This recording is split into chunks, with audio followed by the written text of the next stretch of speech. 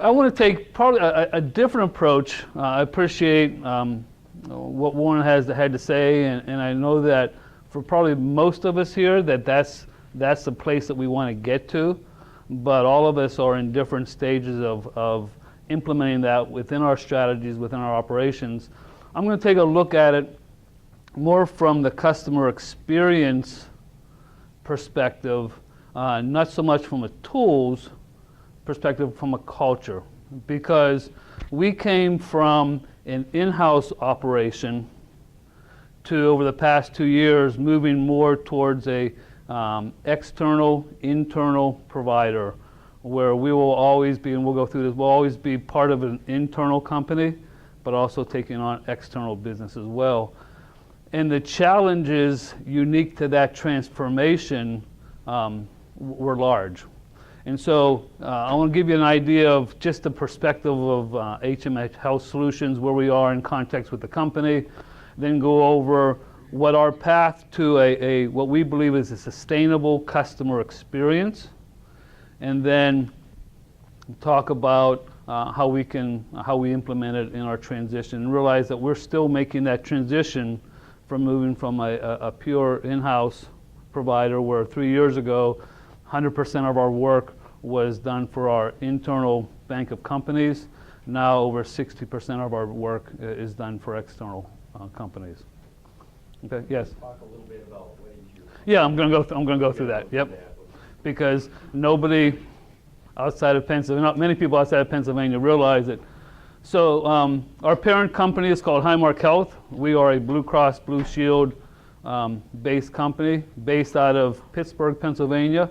We have a host of companies. The provider or the payer is Highmark. Like the Texas plan, we have the plan, Blue Cross Blue Shield plan for Pennsylvania, Delaware, and West Virginia.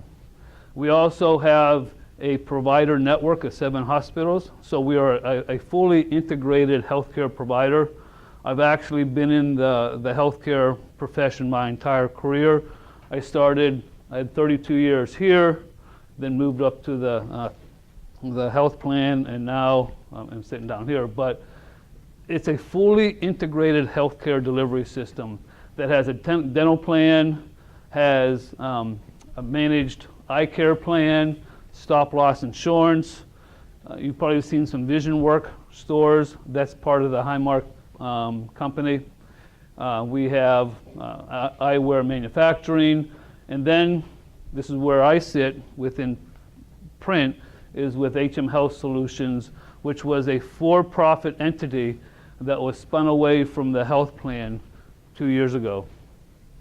It is a company that was started in 2014, and it's a ASP model, a application service provider that not only services the Highmark book of business, but now we take on other Blue Cross Blue Shield plans in the healthcare plan, where we have other companies using our platform to process their membership, to process their claims, to process all their data. And being in the print operation, being part of this solutions, it's a really good benefit for our members, because from the moment that the information is keyed into the platform, that data just naturally flows through the hundreds of legacy programs and applications out there, and then flows right through to print, and we're connected upstream, downstream, all the way through until we put the pieces in the mail or e-delivery, however we process and deliver that information back to the member. It's all within the same platform, it's all secured, and it doesn't really leave that arena. So it's a really nice system. Well, we took a look at our print aspect of it, and because we had the infrastructure built and we had some capacity, we said, well, let's take a look at also building that and bringing on some external clients that will augment the work that we're doing for our internal clients. Right now on the Enterprise Health Solution platform, there are 8 million members that we get processed. Next year, we're going to have a substantial growth in that, where we're bringing on a number of new members coming onto the platform, which will continue to allow us to grow that business, the print business and the e-delivery business, both internally and externally. And then finally, about output services, we're the print and mail part of HM Health Solutions. We have 120 employees. We have 2 locations, one in Pittsburgh, one in Harrisburg. We have 5 service lines that we've developed as part of our transition from an internal, where we just kind of service the internal clients.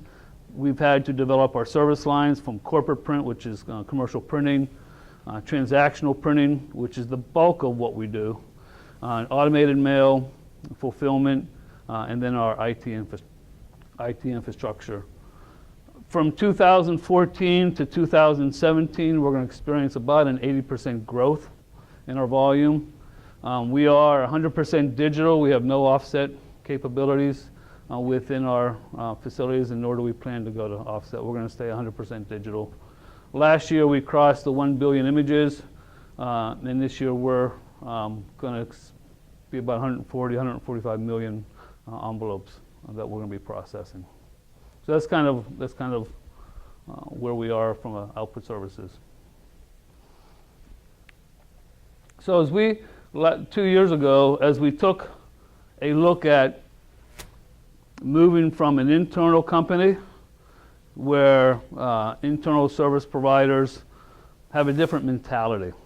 The setup of those platforms internally is much different than external. The biggest challenge that we had for sustainable growth is really in the area of changing the mindset of our entire team. Because when you're internal, oftentimes it's either you have to use this, the edict comes down from on high, where you have to use this service. Unfortunately, a lot of our members weren't using our service because they didn't like the customer experience. It really wasn't a good customer experience. It's much like a family. You have your brothers and your sisters and your aunts and your uncles that if they weren't your brothers and sisters and aunts or uncles, you probably wouldn't associate with them, right?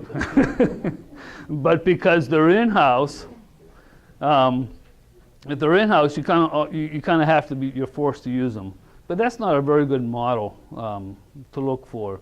And so our path has been to take a look at what our service capabilities and capacity are, where we were and where we're going.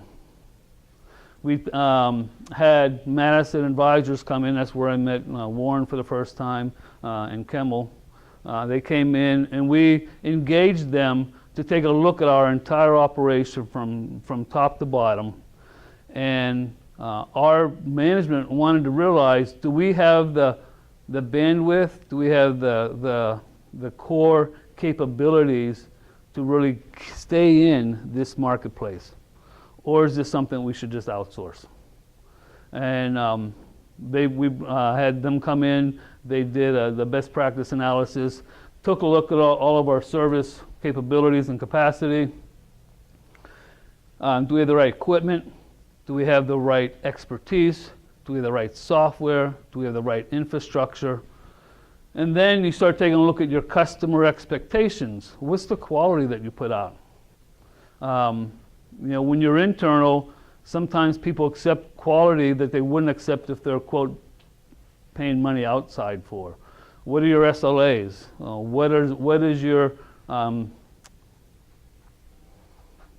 What is the value that you're delivering from a price?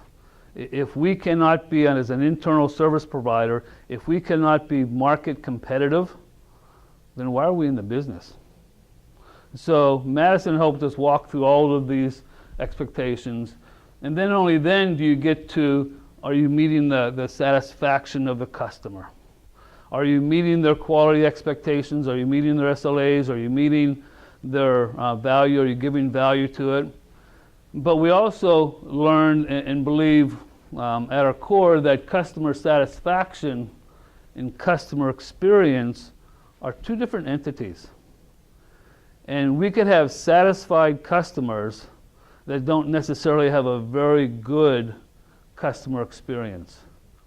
I can go this morning and I can go on Amazon, I can order stuff, and I can have it in my house in 2 days. I'm happy with that. It's a good, I'm satisfied with that service, but is that really a good experience? And it's really going above and beyond making somebody satisfied and having taken a look at what the experience is going to be. And so as we looked at it, we realized that this, from a traditional print perspective, this was really the base. This is the table stakes. This is the basis of what you have to be able to do to get customers, to go after new business. You have to be able to show that you have the capabilities and the capacity, that you can give them the value and all of that stuff to get the customers. But to be sustainable, you have to say, this is the hook. This is how we're going to really keep them as long-term customers. And I think one of the traps when we look at customer experience is we think that it's a tool, or it's a software, or it's a technology, and we use that kind of as the bait, and that's not to me, that's not really a long-term sustainable growth, because the customer experience is far more than the software or the technology. And what we're trying to do is remove print, or move print more from a commodity purchase to a change in the culture, so that we're not looked at and viewed by our customers as a commodity. We're looked at something much higher than just a commodity. We're never going to compete with the far larger big print houses on a commodity basis. We're just not going to compete there. But we can compete here because we've changed the culture of what we're doing. This gets us into the market.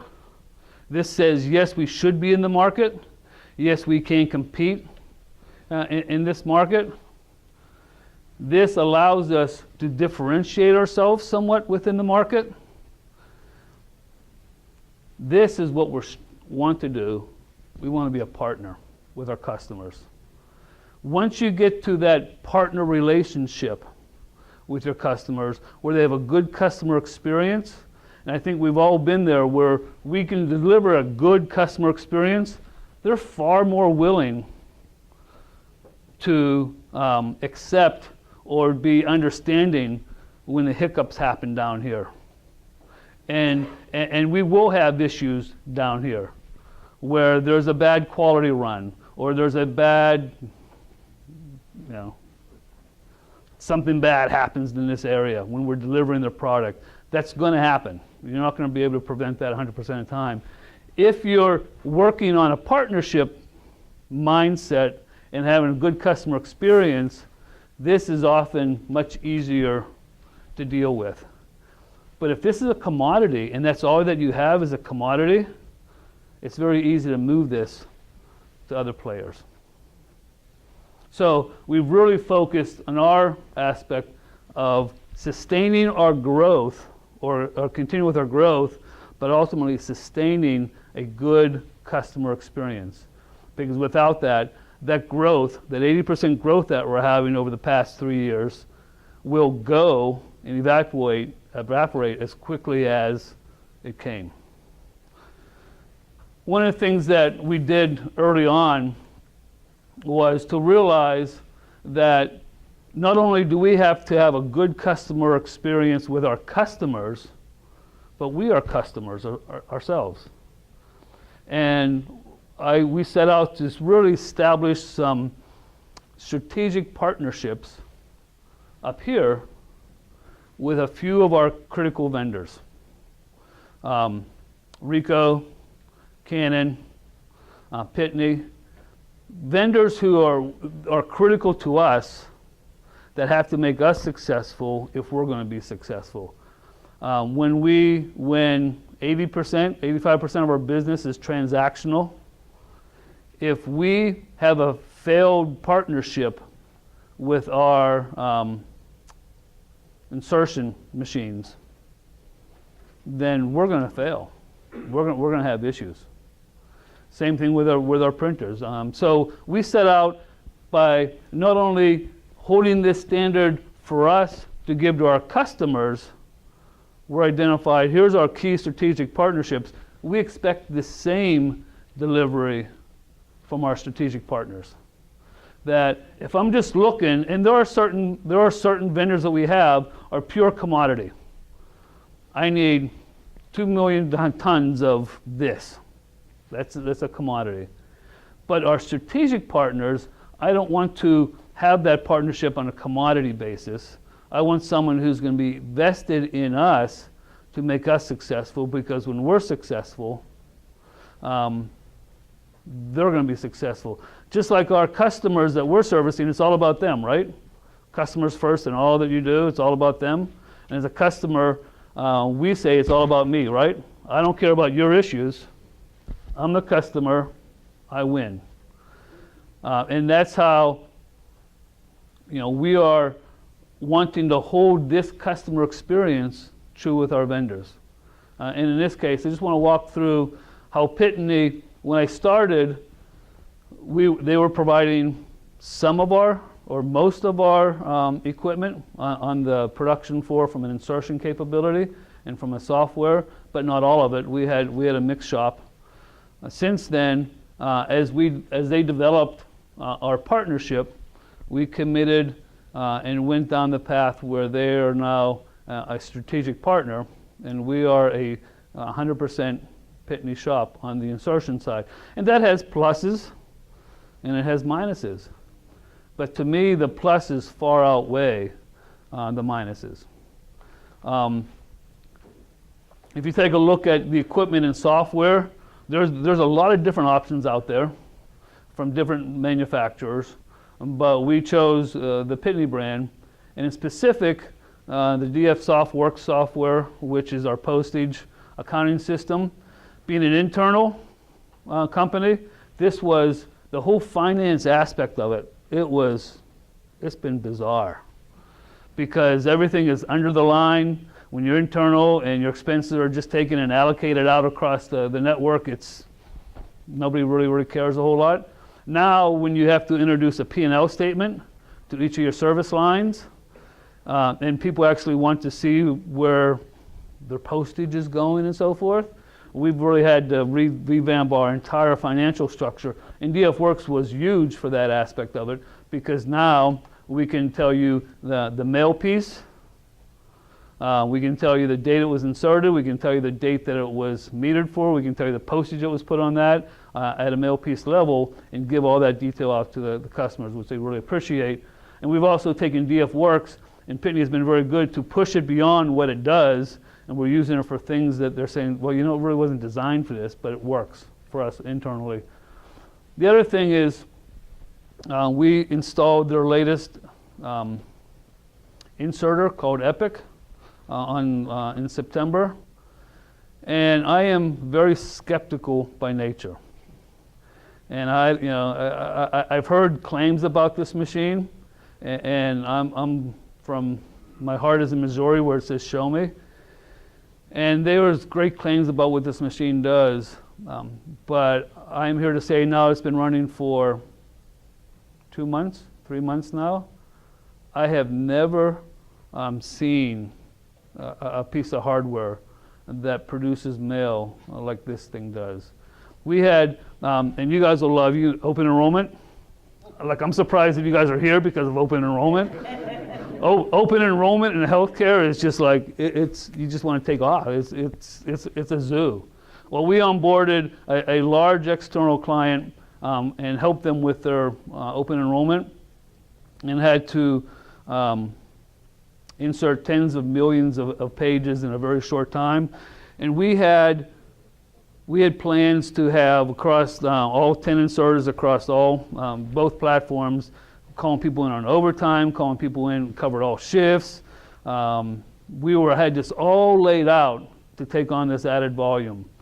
And we brought the Epic in. Yeah, it's going to help us, but we're going to need to spread this out over the whole arena of inserters. We fired up the Epic. It took about a month to break it in, and it took this entire job by itself and ran the entire job without having to put this on a single piece of other machine. We cut out the overtime, we cut out the extra shifts. It just ate this stuff up like I had never seen before. Monday we were running some stuff through it. We were able to, on Monday, be putting 70,000 sheets an hour into envelopes. I have never seen production like that. It's just, they've restructured the assembly and I'm not a Pitney salesman. I'm not a Pitney salesman, but, what's that? No, you know, I'm just saying, I walk past that and I watch it.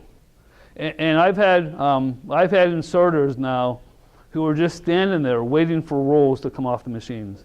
It's the first time in our career that we've been now able to out insert our printers. It's just a phenomenal beast. So they have really stepped up the manufacturing as far as customer expectations, quality and service. They have a program called Clarity that I've been in healthcare my entire professional career, and I like the product of Clarity because it's a diagnostic tool that occurs in the background. All of our machines are hooked up to this platform that gets fed up into Danbury every day, and they do analysis of what's happening with the machines. Within the first month of having this software on, they detected a bad vacuum pump that was never seen by the operators, wasn't seen by the on-serve technicians, but there was a vacuum pump that was going on. The system flagged it, and we were able to, in the normal course of business, replace that vacuum pump that nobody recognized was going bad. Had we not done that, and you guys know how this all works, this would have failed at 3 o'clock in the morning when nobody's on. It would have shut down the line, and we would have been, what's that? And have to wait to ship the part. Yeah, exactly. So, and then we just had a business review meeting with Pitney earlier this week, and we had one machine that was constantly throwing up these alarms, would stop the machine. They would have to take the diverts out and all that good stuff associated with it. And through the Clarity program, the engineers up in Danbury said, you know what, I think we can fix this a separate way. And they put a new fix in, talked to the service team, and because they're monitoring this stuff on a daily basis, in the past month we've seen a 5% increase in the efficiency of that machine because they've eliminated that alarm.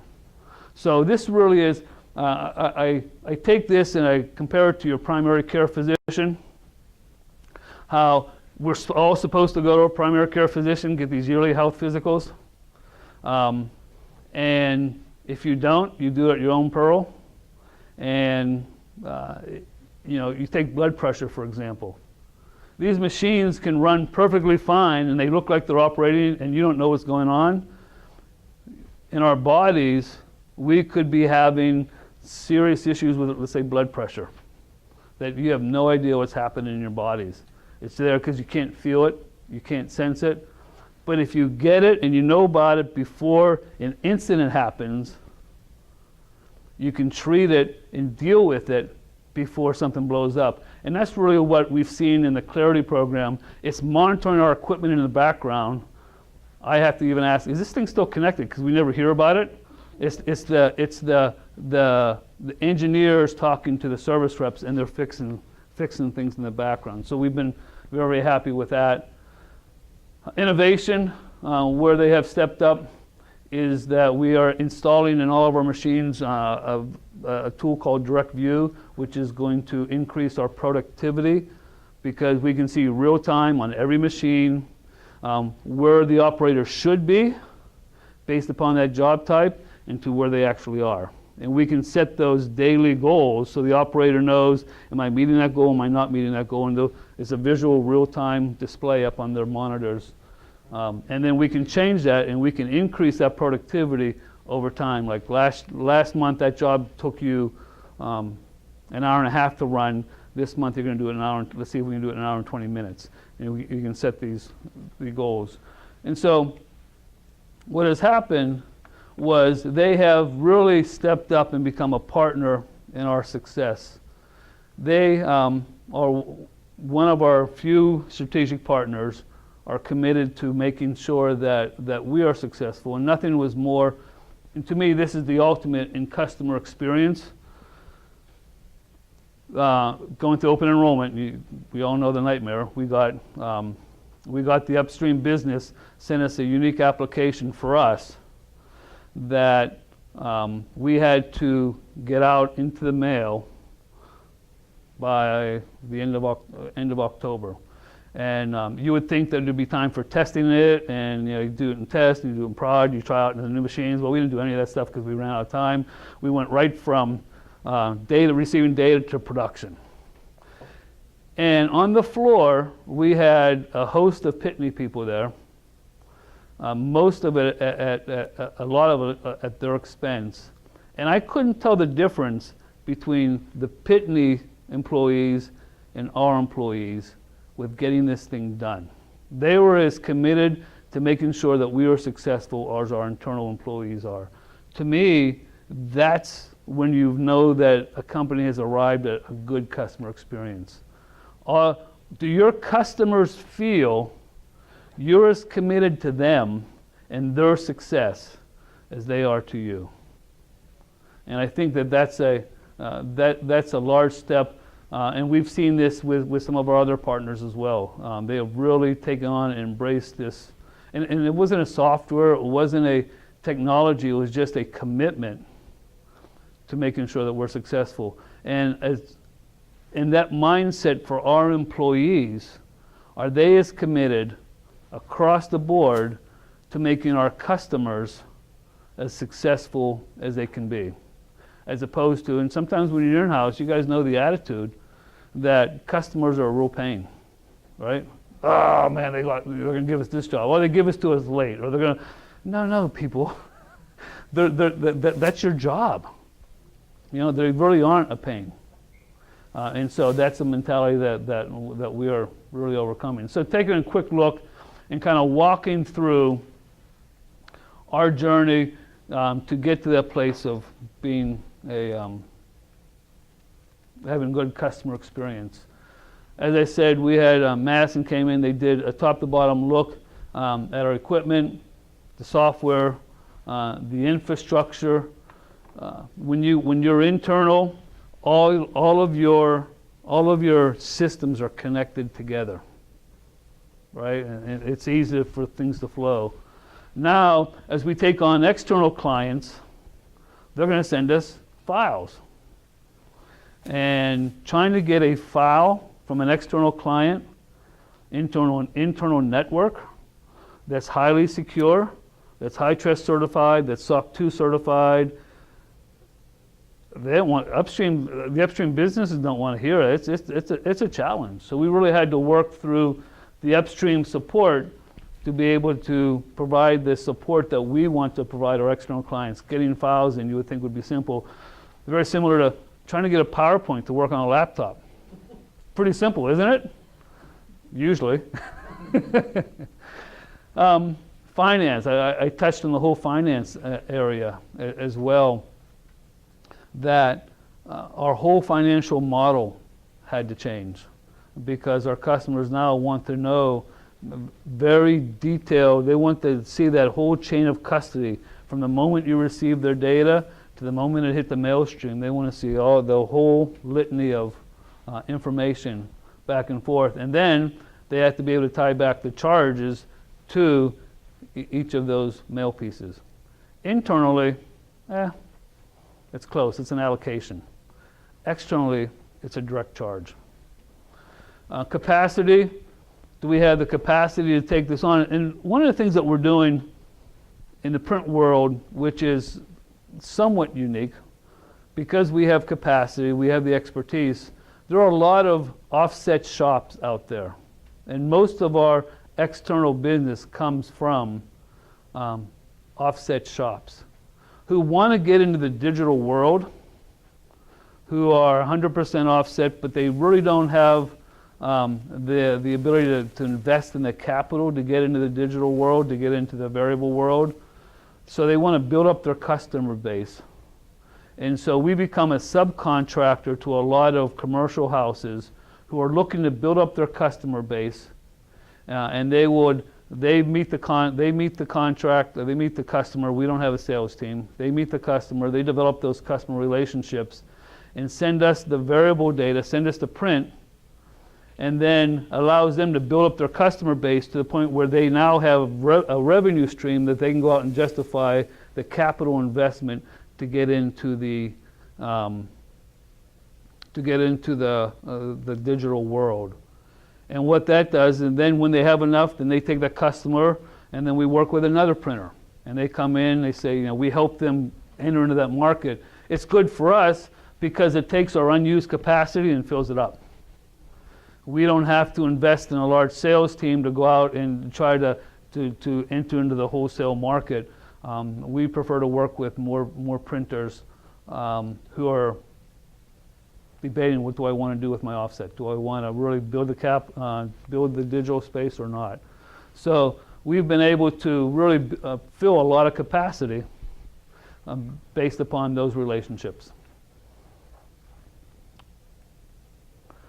We've also implemented a program that really took a look at the entire table stakes from an analysis. We looked at processes, we looked at our price, we looked at our people, we looked at our platform, we looked at our partners, and looked at all the different levers. We were able to really draw out millions of dollars worth of costs based upon redefining our processes, looking at are we competitive in the marketplace? Do we have the right people? That's a hard one. Do you have the right people in place to do what you want? And not just from an expertise perspective, but from a customer experience, because that's really where it lives and dies, the customer experience. If you have the right technology, if you have the right software, if you have the right equipment, but you have people who are interfacing with their customers who don't get it, you're not going to have a good customer experience. So we spent a lot of time developing the staff in that area. Do we have the right platforms? And we realized that we were heavily invested into a platform that was killing us. And it's interesting, until you really start pulling back the skin on the onion. When I walked in, I came over there, I've been there for 2.5 years, I came in 2014, everybody in that plant, or the management in that plant, thought that they had the most competitive price in the market. And I said, well, how do you know? Well, that's what we were told by their vendor. Because they were an internal company. They never really had to go out, and so we went out and looked at the marketplace, and we were getting killed. We were getting destroyed, and that's why a lot of our internal clients were going external, because they could get better service, better value, better quality. And so we had to take a look at the entire platform, and once we changed the platform, then we were able to be far more competitive. But until you start looking at that stuff and analyzing into where the market is, they were very content being where they were.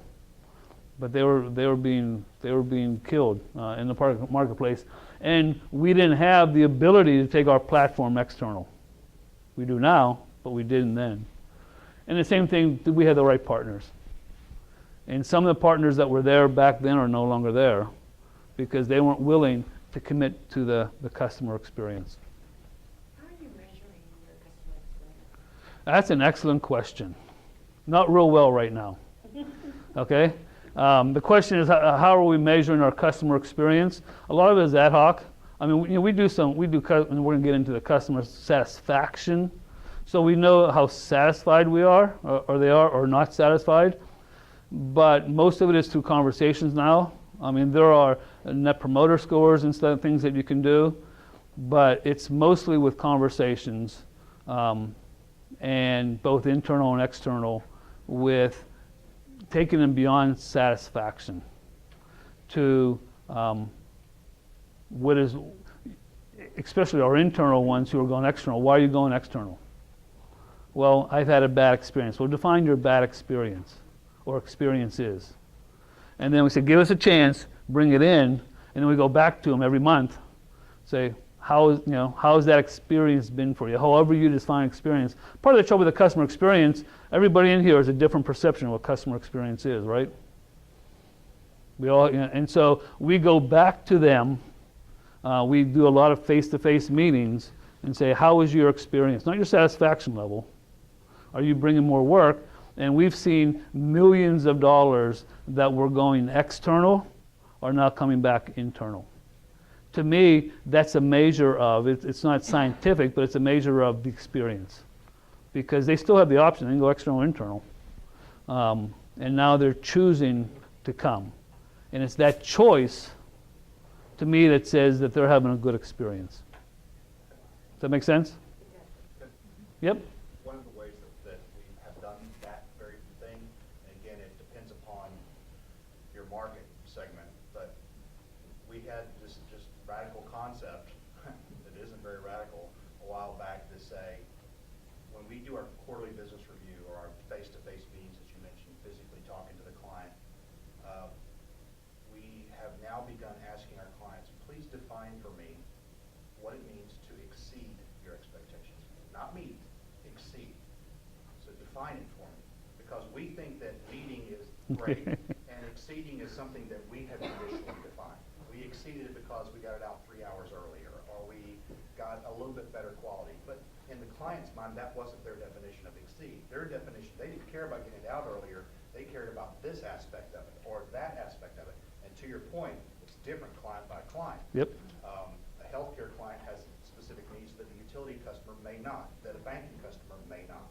And so when you sit down and actually make them write it down, what does it mean to exceed your expectations? First of all, they were blown away that we asked the question. You know, that, wow, okay, I get why you're asking me this now.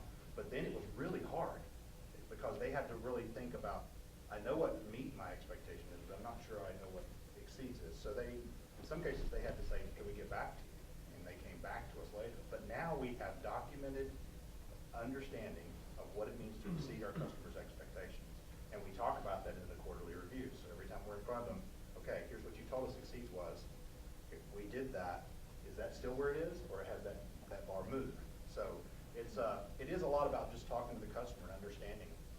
Surveys are great, but they tend not to be at the level, I think, that we feel we need to understand our customer. Yeah, I find that to be a very difficult area because you have so many customers, right, with so many different, expectations, and the KPIs, the key performance indicators for your business objectives, I would think would fluctuate within your constituent of customers, right? Mm-hmm. So would you say that 80% is this, 20% is this, or 10% is this?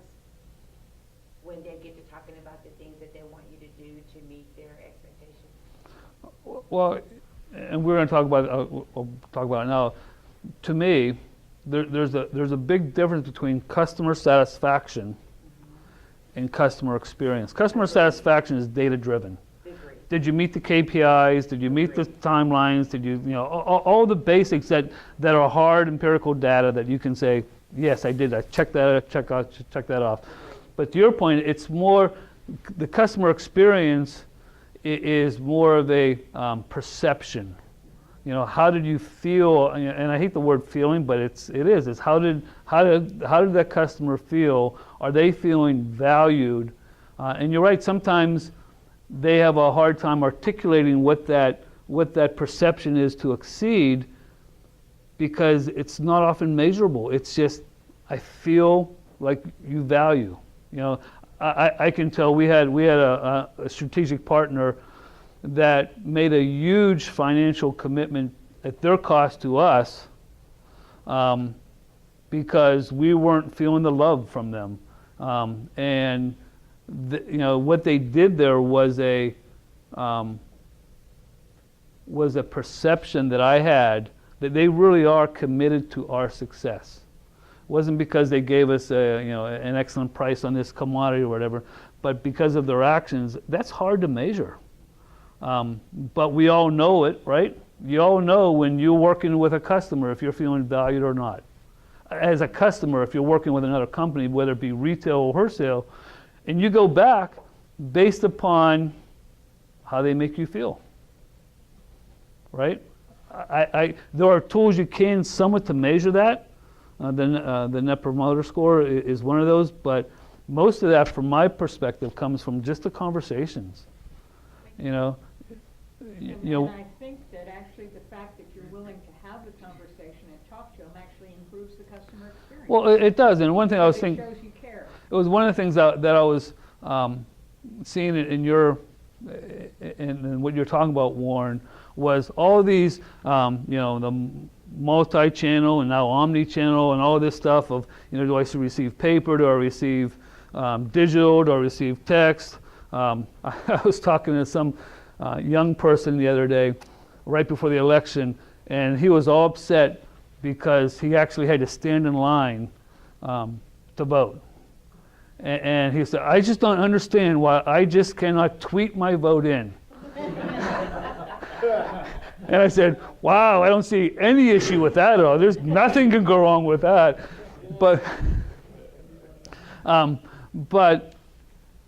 you know, with all these types of ways to communicate with people, the one that people want most is give me somebody to talk to. You know, I want somebody to talk to. And nobody has, one of the things, the person I report to in the business, senior vice president, who gets this big time as far as getting employee engagement and so forth, he went out and in a 2-month period, he has a series of vice president reports and director reports. He probably has 8 or 9 direct reports, but he has 150 managers who report up to him. He scheduled a half-hour meeting with every single manager in a 3-month period to talk with them, so he could see what kind of engagement is happening. That's a commitment. And you know, it's not like he had 150 30-minute blocks on his calendar, but it's really a commitment from us as providers to be willing to take the time, because none of us have the time to do it, because you're putting out fires, you're planning, you're doing strategy. But is it important enough to take time to sit down and talk to a client face to face on a regular basis? To me, that's huge, and it's being lost. We found that the minute that we skip a quarterly review, the relationship takes a dip. It's just part of life. And the minute that we have a customer that doesn't want to meet with us quarterly, that should be the very first red flag that you've got a problem. Get in there now and find out what's going on. So the face-to-face is so incredibly crucial. The other thing you can't do is you can't assume that what they said exceeded their expectations last year is what's going to exceed their expectations this year. Because not only do they raise the bar, but they're just going through different things. I've had a customer since 1996 that if you'd asked me what their expectation was in 96, it was very different than it was in 2006, which is very different than it is in 2016. So understanding how that changes over time and being at the table is key to doing that. Yep. Good question, though. And if anyone has a good idea how to measure this stuff empirically, I'm up for it. You know, I'm all ears. But we're not there yet, other than just getting there and listening, the old-fashioned way. I'm a dinosaur. I admit it. The second part of the pyramid is to make sure that we're meeting a customer expectations with quality. Are we giving the value? Is it market priced? Are they on time? We had an issue with, we had the 2 locations and 3 shifts on each location. In our processes, we were having different processes for the same job, per location, and oftentimes per shift. It was just a disaster, because in-house company, you had, when you have mergers and acquisitions, we acquired different companies and they had their way of doing things, we had our way, and the cultures never really meshed. One of the first things that we did was we undertook the ISO 9001 certification. So we are now in our 2nd year of being certified for ISO 9001, which takes all your processes and standardizes them across all platforms. And the eyeballs were rolling big time when we went down this path. You know, it's just like, oh, you're killing us. But now it is completely embraced, and we've taken a 180. I don't want to take a 360. We're going to take a 180 turnaround, and now the entire team is embracing it because they understand the value of standardization. We're also, as all the Blues are doing, we're making sure that the networks are SOC 2 certified. The entire network is also high trust certified. So there's a lot of things that we're doing in the secure area, making sure that we're putting the right piece in the right envelope at the right time to the right person with the right information, making sure all that is absolutely secured. We implemented this year an internal quality program based upon our ISO certification that has been really well received. We call it the STARS program. STARS is an acronym for security, timeliness, accuracy, reliability, and standardization. So we have 5 service lines. Each service line has measurements for security, for timeliness, for accuracy, for reliability, and for standardization. We measure these on a daily basis, and we have a daily report, and we have to be perfect, or we have to meet the standard in each of those 5 standards on every service line every day, or else we have a bad day. And we never measured that stuff before. And when you talk about quality, how many people in here produce bad quality? How many people think they produce bad quality? Nobody, I believe, goes out to commit bad quality, right? And so whenever you institute these programs, I can't believe we have to do quality. We all do good quality. Well, how do you know? Because we do. That's what we do.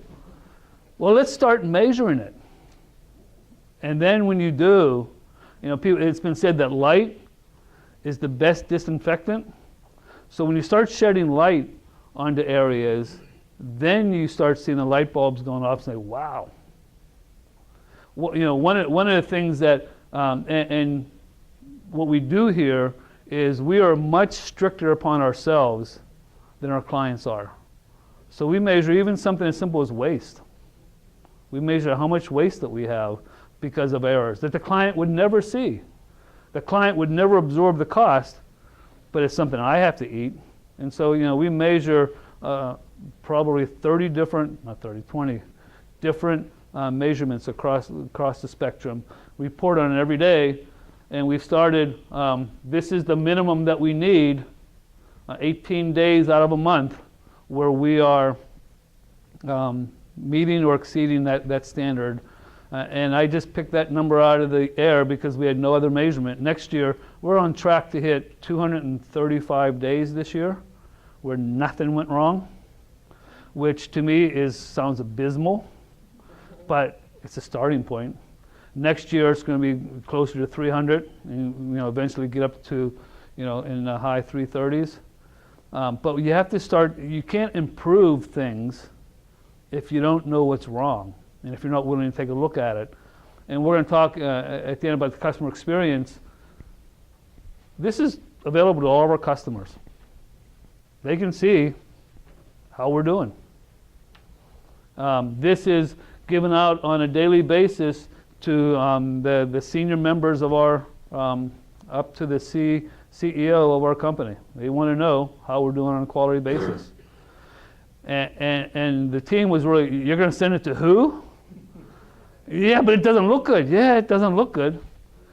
And when you start going back down, you have to start answering for this stuff now.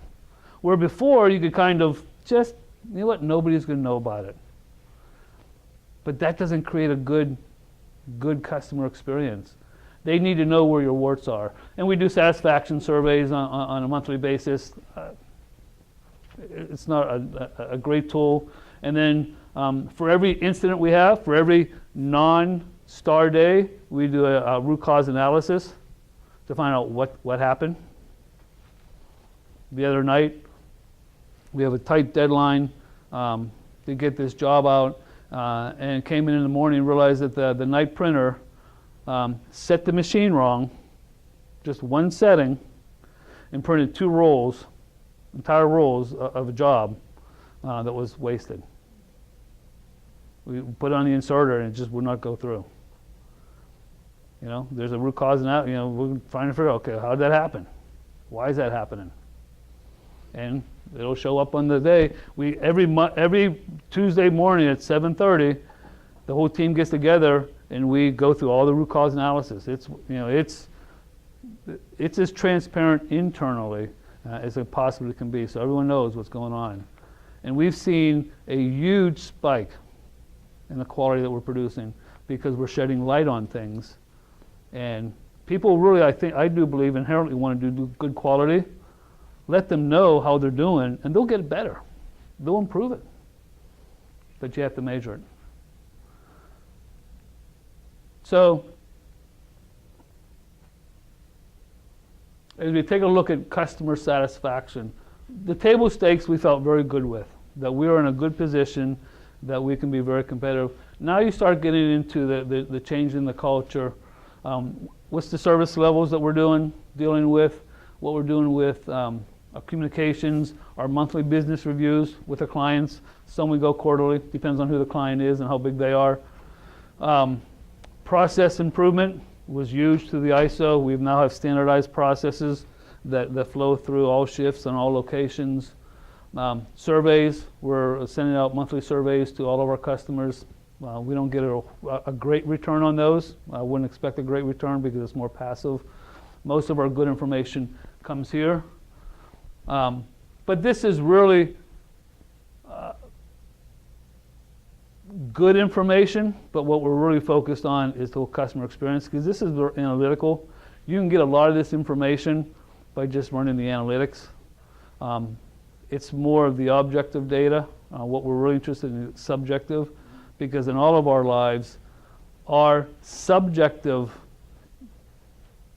perceptions oftentimes override our objective realizations.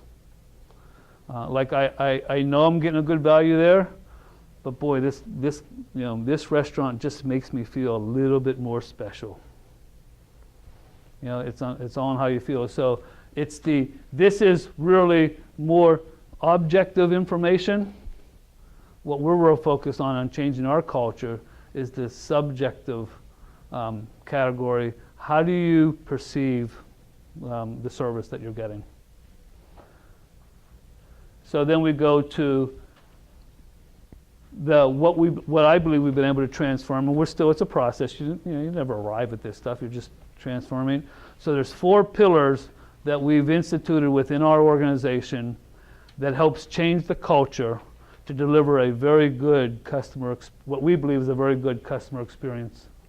The first pillar is transparency builds trust. As much as humanly possible. Now, we don't clean all of our laundry out. Now, you have to have some discretion there. But our quality standards, things that we can measure, if they want to know about it, we put it out there. We have built into some of our service level agreements that if there's an incident, we have to notify the customer within 1 hour of the incident. That it is our culture to notify the customer before they find out. If they have found out before we told them, then we have failed miserably on that. And what that does, it hurts, it's painful, and you have to have some very difficult conversations, but that transparency really does build a trust. Like, you're really not hiding anything. And we've had to have some very difficult conversations, but it does build that trust factor that what you're saying can be trusted. It's not a sales pitch. It's not smoke and mirrors. This is where we are. The second thing, and this is going to be probably much harder to get as we continue to grow, that exposure builds engagement. We try to make our developers, our infrastructure team available, and really anyone on our floor available to our client, so the clients can work directly with the people who are developing the programs, who are rolling out the applications, giving them exposure to people that they normally wouldn't have exposure to in an organization. They're not talking to a sales rep, they're not talking to a sales team, they're not talking to me, who can't necessarily answer any of their questions when they start talking about some of this IT lingo. We're giving them access to people who can actually solution with them directly, and they feel much more engaged, because if they give it to me, if they give it to a sales rep, something's going to be lost in the translation. And we're going to end up designing something that, or not giving them the best solution. So we continue to expose our architects, our developers, our application people to the customer on a regular basis so they can hear firsthand. And we also get to invite them to the MBRs and the meetings with them so they can hear the failures and they see what situations they put the rest of the team in when they make mistakes on their end. So it's been good. I realize that's going to be harder because as they're meeting with the clients, they are distracted from their day job.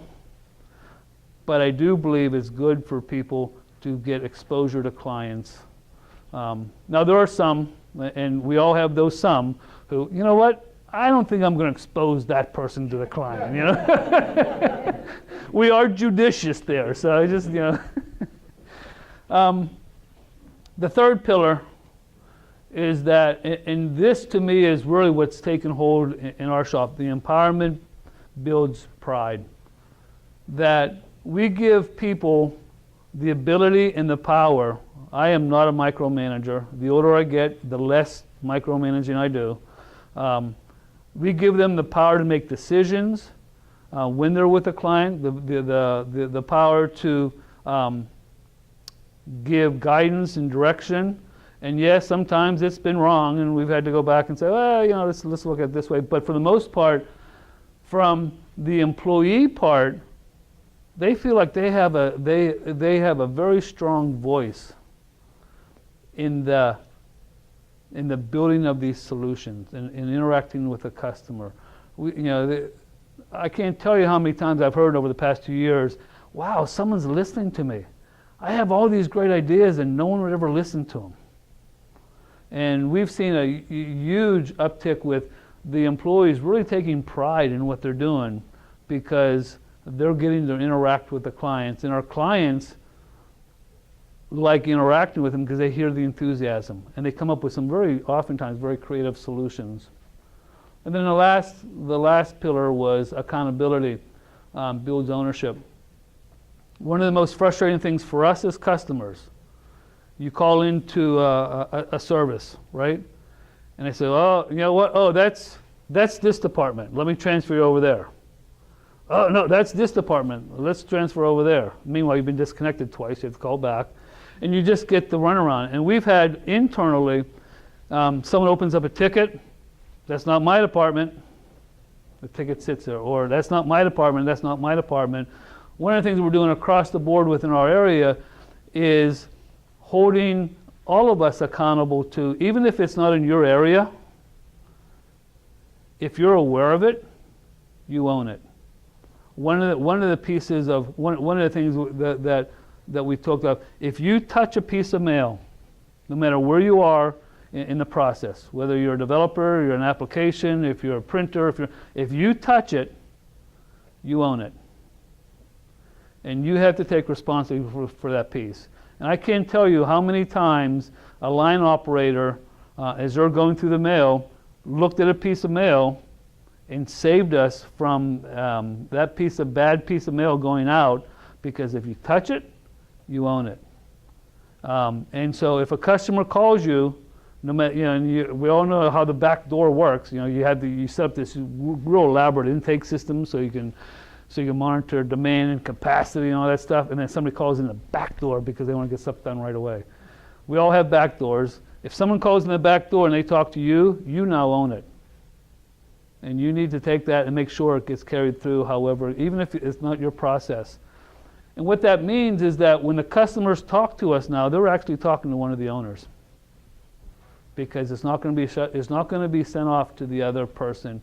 They're owning it. They're empowered to make decisions. And we've seen some very good examples of that coming through in our shop. And I just want to close with this example from a retail perspective that I think to me puts it all in perspective.